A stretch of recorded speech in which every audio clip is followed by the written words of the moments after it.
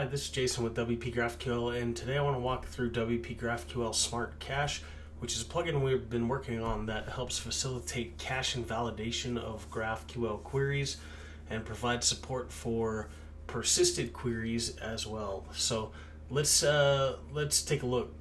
So here I have a WordPress install, pretty fresh install set up on WP Engine.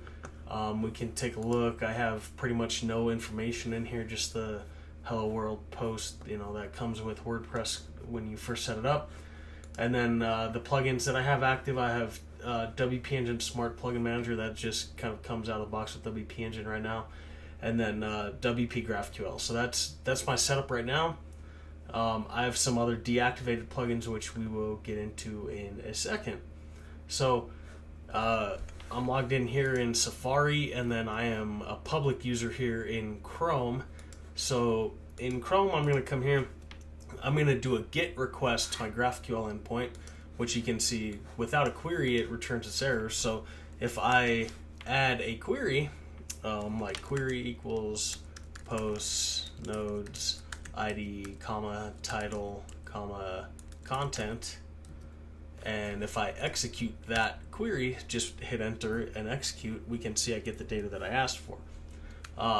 If I open up my network tools and execute this query again by refreshing, I can we see that we got that response pretty quick, 53 milliseconds. And if I click into it, we can see that it was a cache hit. So what's happening is this request is being sent to the site. Nginx is capturing the request, and on WP Engine, it's returning the cached results from Varnish. So this payload has been cached in Varnish in WP Engine, and so we're getting a cache hit here. We're getting cache results returned instead of getting fresh data. So we're getting very fast responses here, 50 milliseconds, 80 milliseconds, 45 milliseconds. So very quick responses. This is coming from the cache. It's not actually hitting the WordPress server or the MySQL database. And so this max age header here, 600 seconds, that's the header that WP GraphQL sends back saying, go ahead and cache this for up to 600 seconds. That's 10 minutes. So as long as I hit this same query, we will see the cache hit keeps increasing. So I'm getting a cached result. Now the problem here, so this is with just WP GraphQL active, right? I don't have a cache plugin active right now. So we can already do GET requests with just WP GraphQL, and we get the cache response. The problem though, I have this query for posts, and let's say I come in here and I publish a new post like this, new post. Here's some content. If I publish that post, okay, I just publish that post, and then I come back and do the same query, well, bummer. I'm still getting cache hits for this query. So I'm getting fast data, but I'm not getting accurate data. And that's where WP GraphQL Smart Cache comes in. So what I'm going to do in my WordPress install, I'm going to come into my plugins, and I'm going to activate WP GraphQL Smart Cache, and then I'm going to activate WP Engine GraphQL Cache. This is a small plugin that basically bridges the functionality of WP GraphQL Smart Cache. It bridges it to the WP Engine hosting environment. So individual hosts might need a similar plugin to this to work with their infrastructure. The plugin itself is, I think, like 100 lines of code, maybe even less than that. So simple plugin that bridges WP GraphQL Smart Cache with WP Engine. So what I'm going to do now in WP Engine dashboard, I'm going to come into the caching page here, and I'm going to clear all caches. So what this is going to do, it's going to clear object cache and varnish cache. So now if I go back to my query in Chrome, and we refresh this, we should see, okay, it's no longer a cache hit. So we see it took 499 milliseconds this time, and if we scroll down, we see it's a cache miss.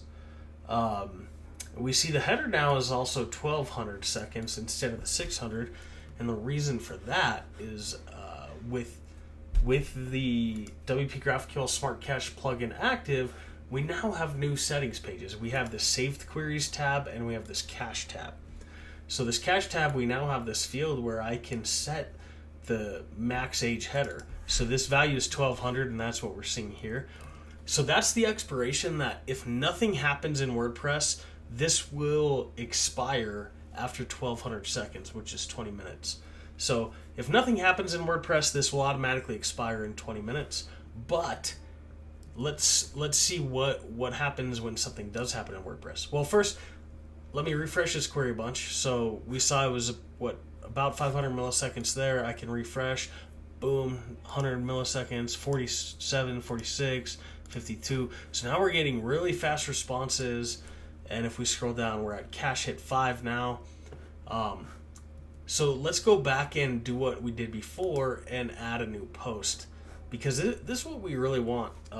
We want our data fast, but we also want it to be accurate. So if I publish another new post, some more content, and we publish that, now if I go back to my query, if I refresh this, we should expect to have 3 posts now. So we refresh that, and here we go. We have another new post, hello world. We look, it was a cache miss, but then I can refresh again, and it's cache hit 52 milliseconds. So what's happening, WP GraphQL Smart Cache is understanding what query was executed, and then it determines what actions should listen to invalidate the query. So now I can publish new posts, or I can edit posts. Like, let's say, yo. We'll edit the title to say yo, and we come here, we update it. If I refresh this query, we should see the updated title. We got the updated title. We can look, it's a cache miss. Now I can refresh again, 50 milliseconds, 45 milliseconds, 54. So now they're cache hit, right? We're up to hit 4 now after just refreshing. So that's what WP GraphQL Smart Cache does. It allows you to take advantage of the network cache layer, but also get accurate data. So have the cache invalidated when things change. So let's take a look at some more examples. I'm gonna, in another tab, I'm gonna come here and we will do another query. So we will do users, nodes, ID, and name. So let's say we're querying for some users. I have 2 users in this install. If we take a look here, there's gonna be a cache hit now. Refresh. So cache hits. So what's cool, I can go do an action that is unrelated to users. Like I can add a new post, and we can say another new post, some more content, and I can publish this. And what we'll see happen here, if I refresh this query for users, this will still be a cache hit because nothing changed with users.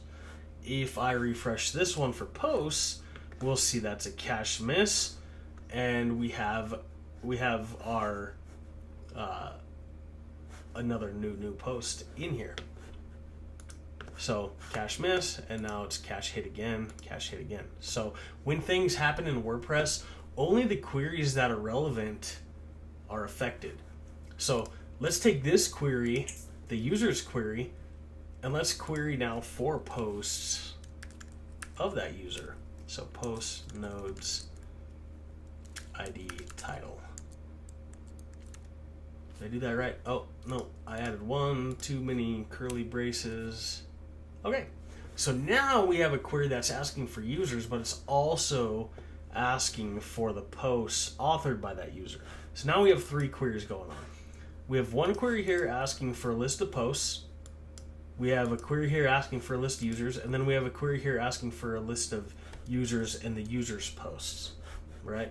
So what we should see, I'll refresh all these with the network tab open, and we see 53 milliseconds cache hit.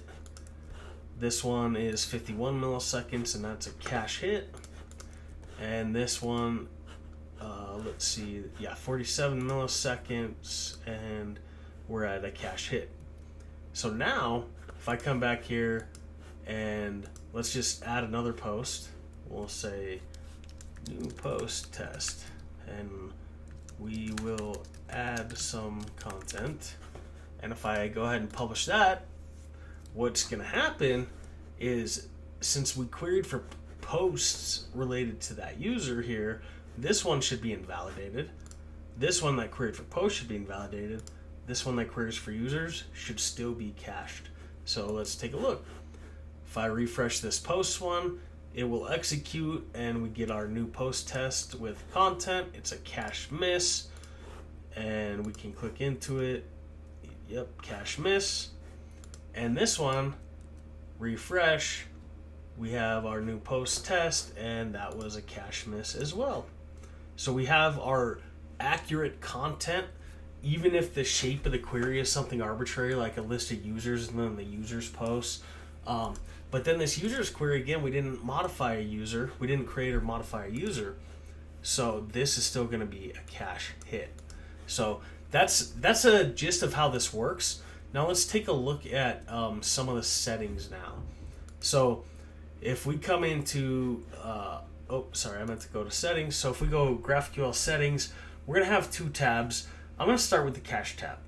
So this access control max age header, I can set this to a value, and this is going to be the expiration if nothing happens. This will be the default expiration. So I can set it, right now it's 1200, I could set it to like 5000, for example.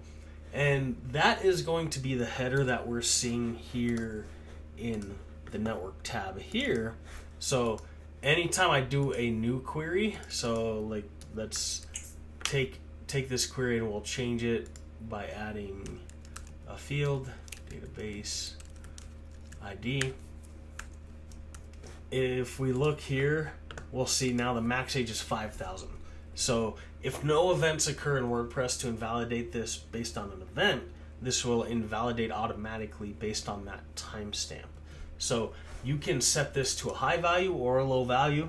If you want your queries to invalidate faster, you could change it to something like 30 seconds or even 5 seconds, like whatever you want it to be, up to your system and your needs. I think the default we have is 600 seconds is the default, and that's 10 minutes. So you have control of that. Now we have another setting here, use object cache. So what I demonstrated so far is the network cache layer, and that would be for GET requests. So requests made using HTTP GET operations. This object cache operates the same, but it uses object cache in the WordPress layer. And so this works for post requests as well. So if I enable that, check that box, click Save Changes, now we can actually take advantage of the caching with post requests. So what I did here is I opened Graphical in a new tab, and Graphical, at least currently, makes post requests. So I can say nodes, ID, title, and we can query that. And so this is going to be a cached response now because this is going to be a cached response. Even though it's a post request, we're going to get a cached response, and we can see this payload. This response is cached by WP GraphQL Smart Cache, and we can see the cache key. So a fresh request, if I add a field, for example, this query has not been cached yet. So if I execute this query, we don't get that payload. If I execute it again, we get that payload. So we can see when it is cached versus uncached. And if we go into our settings, let's see. If I go into my settings under General, we can enable GraphQL tracing for any user role. And what we'll be able to see, I'm going to add an alias. I'll say test, and we will execute that again. We can see the tracing 29374 is the duration. If I execute this again, it's going to be a cached response, and we should see that significantly reduced. So execute again, we see this is cached 8742. So about a third of the time, so what, 60-something% improvement by using the object cache. So this is for post requests. So if you have a GraphQL client that's making post requests, you can enable the object cache right away, and you should see speed benefits. You'll get the best speed benefits by using GET requests, though, and that's what I demonstrated first. If you want to clear that cache, that object cache, we have a setting for that too. So let me execute this again. We'll see this is a cached query.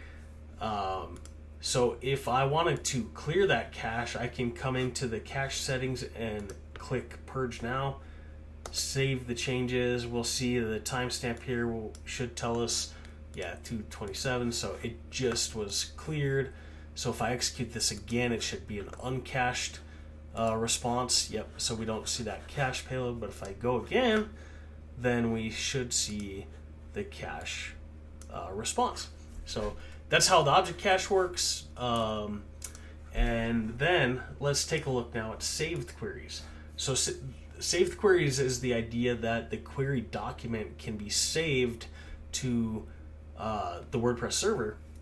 And so we have this UI here. We can toggle it on or off here. If we toggle it on, it shows this hidden post type over here.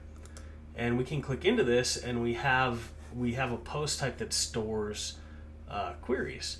And so I can create one in here, like test, and we can write a GraphQL query like posts, nodes, ID, title, date, and we can give it a description like query to get posts, and we can publish that.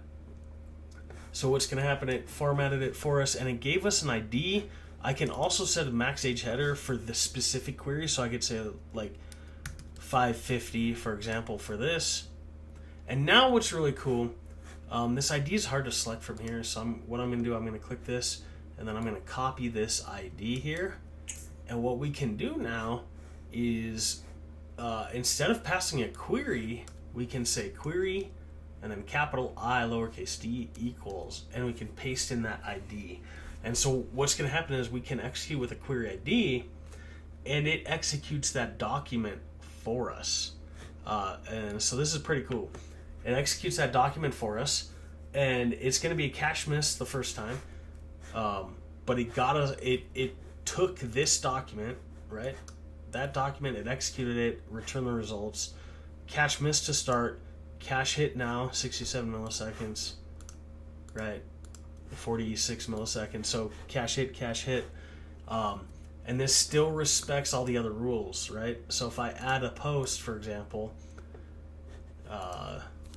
another test post, some more content, and publish, this document will be invalidated, and we should see another test post. Yep. So this document, we can use this persistent query ID to execute. We get our cache miss as expected. We get our fresh data there. And then we can refresh, and now we're getting cache hits again. So cache hit, 50 milliseconds, 52, 50. Yeah, so we're getting our cache hits. We're up to cache hit 6. And we're getting the correct data. So what this allows us to do is make GET requests with small URLs. So it uses a hash of the query and variables. So this works with Apollo persistent queries link, so that you can enable that in your React applications that use Apollo and start benefiting from persistent queries. And then with the persistent queries now, we have, like I mentioned, we have the ability to add the header. So let me show you that. Actually, let's refresh that. We can look here. This particular query is 550, right? I can set it to something lower like 300. And if we update that and run this document again, it's actually still the cache response. So it's going to be the previous one until it expires. But we can come into WP Engine and clear all caches. Clear all caches. Then if I refresh this document, it should be the new value. So refresh. And there you go, 300. So we can control this at the individual query level, what the default expiration should be if no event is detected to invalidate it. And let's take a look at what else we can do. We can also, if we look at the queries, we can set allow, deny. We can do aliases. So I could say like, hello. I can create an alias. And now what I can do, if I update that, I can say hello, and it will execute that same query, which is really cool. So I can define what my ID or my alias for the query should be, and if I pass that, it will execute that query document for us. So if I do something invalid, like invalid, it's going to be an error. It's just going to say, hey, I can't find that persistent query. If I go add that and update, it's actually going to be our cache response. So I would have to clear my cache for that to show up. So I will go ahead and do that. We will clear the cache once more, but then this invalid query will execute because that's a known alias for the query document now. So super cool. So we can do query aliases, we can set our max age header, we can give them descriptions, and then we have this allow deny feature. So we can mark documents as specifically allowed or specifically denied, or just use the default. So if I want to mark a query as allowed and click update, right now it's still going to execute as it normally would, but there's another setting that goes with this. So if we come in here to save the queries, we have this allow deny mode. By default it leaves your GraphQL endpoint public, but we can also set it to allow only specific queries. So what that's going to do is it's actually going to disable the GraphQL endpoint to any query that is not specifically marked as allowed. So if I change that, I can click Save Changes, and if we come here back to our endpoint, I'm gonna just write an arbitrary query like this. Let's see, posts, nodes, ID, title, content, date. So I just wrote a query and it's going to say, hey, only predefined queries are allowed. So it's going to restrict public users from writing arbitrary queries. But what it will allow is predefined queries to execute. So if we have this query here, that query string, we have this one marked as allowed. If I take that query string and we paste it here, it's going to execute. It knows that that's an allowed query. So if I add another field to it, like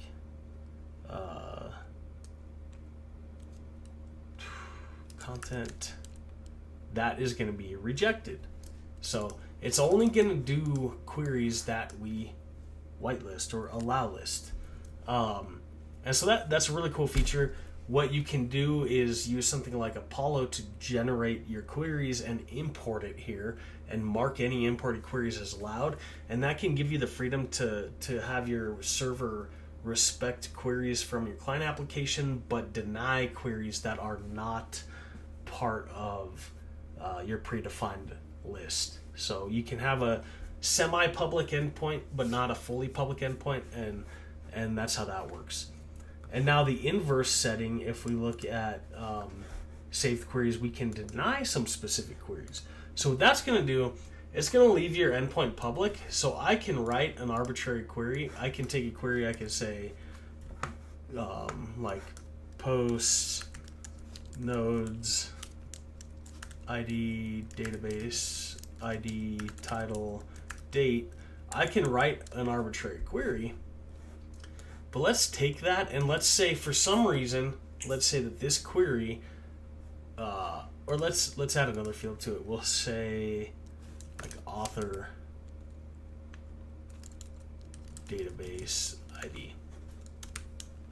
So we'll take this query and we'll create that as a denied query. Okay, so I'm going to click add new. We're going to say deny posts with author. So I can paste that in here with author database ID. For some reason, let's say we wanted to restrict this specific query. I don't have a good reason why, but we can add this query here. We can say deny and we can publish it. And so now if I try and execute this specific query, it will be denied. So let me try and execute it by clicking enter. This query document has been blocked. So that has been blocked.